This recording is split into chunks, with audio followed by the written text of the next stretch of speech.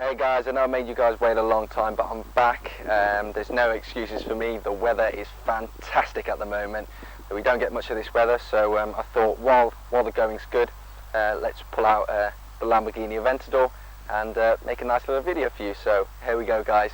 This is the Lamborghini Aventador, also known as the Lamborghini LP700. Designed by Filippo Perini, as you can see, hats off to him. It's an absolutely stunning car. Built and assembled in Santa Agata Bolognese in Italy. The Italians, when they come to cars nowadays, I mean, with the Ferraris, the 458s, the F12, they're just taken over in terms of looks of the cars. This very car here is finished in Giallo Orion, which is the pearlescent yellow. There was also another option for like with a less metallic yellow, even though it's a brighter yellow. It hasn't got as much character. This, however, it's got the pearlescent in it, so from every angle that we look at it from here and whatnot, I mean, the camera may not be able to pick it up, but me in person looking at it, it's got a lot of character in the paintwork, which sets it apart and really does give it that luxurious and exciting look. The optional extra, I mean, even though I could have got them alloys done myself, I went for the black alloys as well. Other than that, the other extras I will show you around the car. I've got carbon fibre in the engine bay and a few other interior extras as well, but I'll show you them later on in the video. This is a 2030 Lamborghini Aventador, so it's the 50th anniversary. This year is the Lamborghini's 50th anniversary, and there's a nameplate 50 like they bolted on to the side of the dash here to represent all the cars that were made in 2013 to celebrate the 50th anniversary for Lamborghini Automobile, Lamborghini. So there it is guys, have a good look at it before we move on.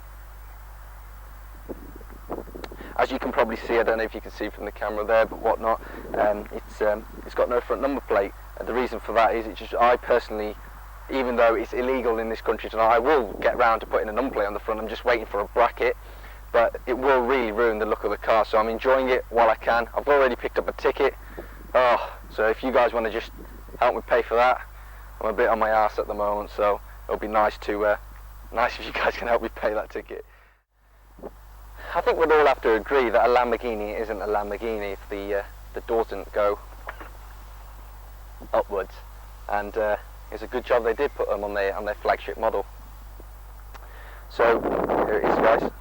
It's got the nameplate on the side and the sill here as well, which I'll show you later on in a bit more detail. It says Aventador, which is the name of the car. Many people think the car was named because there's a vent and a door, Aventador, but that's not the case. It was actually named after an award-winning bull, something like that anyway, in Italy. So don't know too much history behind that one, but we'll look that up for you, and we can look that up together, and we'll both find out. And if you find out, just comment below as well how the car actually got its name. Anyway, we're going to move on into the interior, so let's go. So here we are in the interior of the Lamborghini Aventador. Here's a general little view of the interior. It's a Lamborghini template in the dash there. Here's the controls, and I'll tell you later on what that big red button does. Very exciting. Right, so I've got the key in my pocket. It's a keyless go. To start the car, all we have to do is lift this red latch up. It's like as if we're in a fighter jet at the moment. And push start. And all the dials. Whoops, excuse my music. And here we are. All these futuristic dials, all digital. There we go, 66 miles of fuel. Told you I was on my ass. I need a bit of money. It's saying service due, and I've only done 2,000 and something miles, and that's the running in service, which is free of charge from Lamborghini. Woohoo! The sat nav and the multimedia system and whatnot is all Audi, the buttons as well. I mean, if it works, why change it? And these Audi buttons, etc., are fantastic, in my opinion.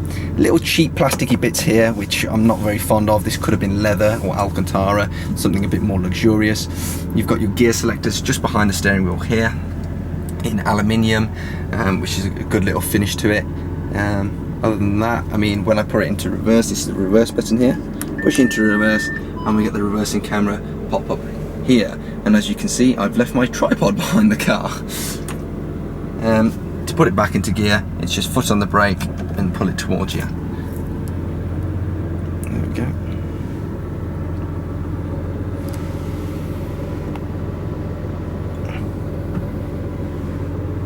What do you think, guys?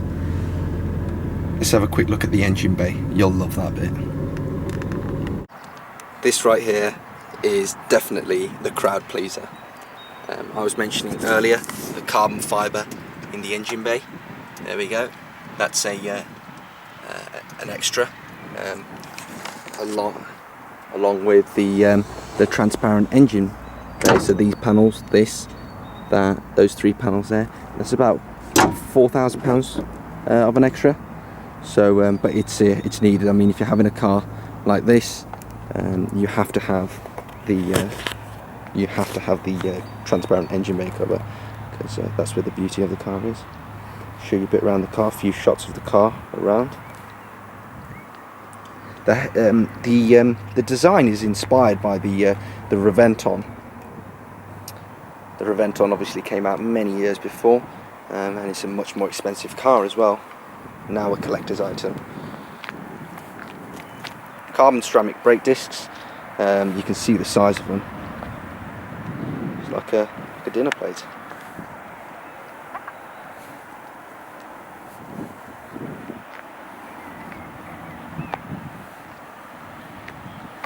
I was mentioning earlier about the front number plate. That's where it should be going, just there. However, I haven't put one on yet, but I will do soon. Just look how aggressive that is. Looks like it eats kids for lunch and dinner and breakfast.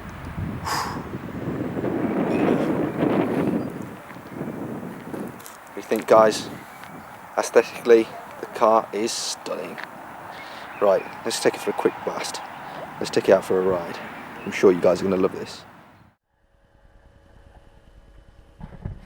Okay guys, so here we go. We're going to take it out for a little blast. Hope you enjoy this.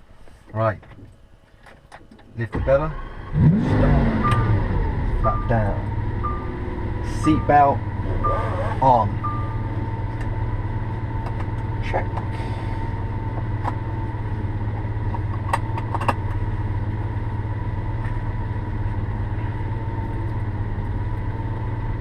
Let's turn the temperature down a little. There we go, volume's down, window down. Let's go, handbrake off. Here we go.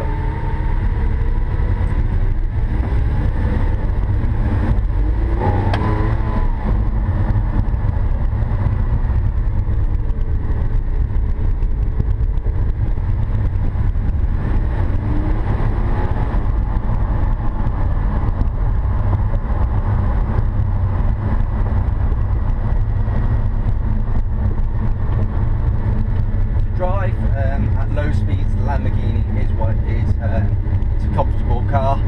It's like you'll never know it's a supercar. It's quite quiet. That V12 is very reserved at low speeds.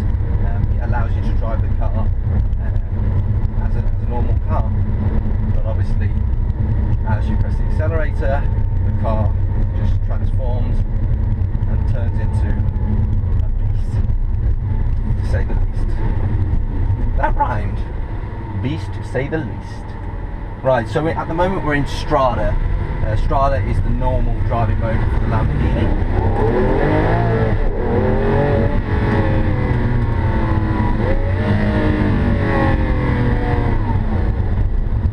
Yes, it's quick, not very brutal on the gear shifts. You do not realise what speeds you are doing until you actually have a look at the rev counter. It is phenomenal how quickly it picks its speed. I mean, I mentioned earlier 0 to 60 in 2.9 seconds for an experienced driver. For an amateur, 3.2 seconds.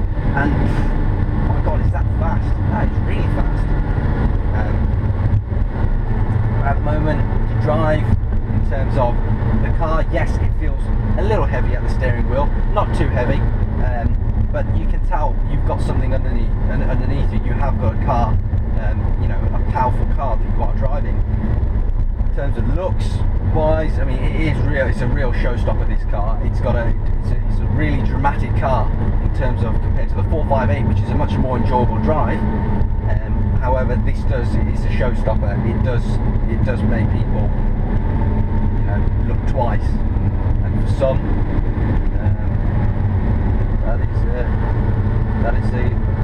that's beautiful when you can just watch someone smile and look at your car.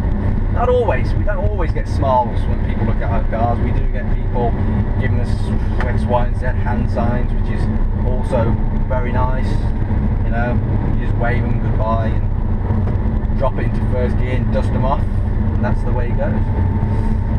So at the moment we're just doing 30 miles an hour in 5th gear, just driving the car as normal. We're in Strada mode, and in Strada the car is, like I said earlier, very tame, very normal. There's another mode which is Sport.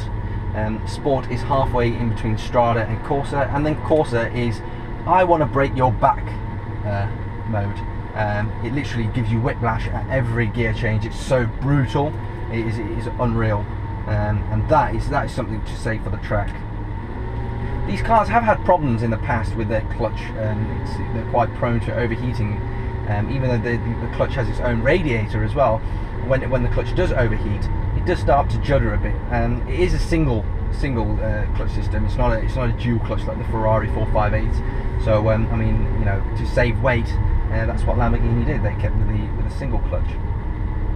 We're stuck in a little bit of traffic. Bear with me.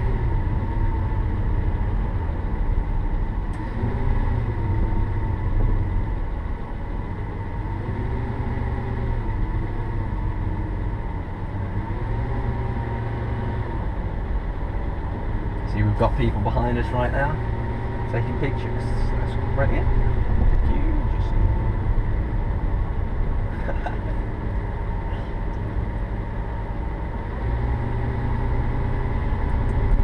This really is a dangerous car in the wrong hands. It's a car that can seriously hurt.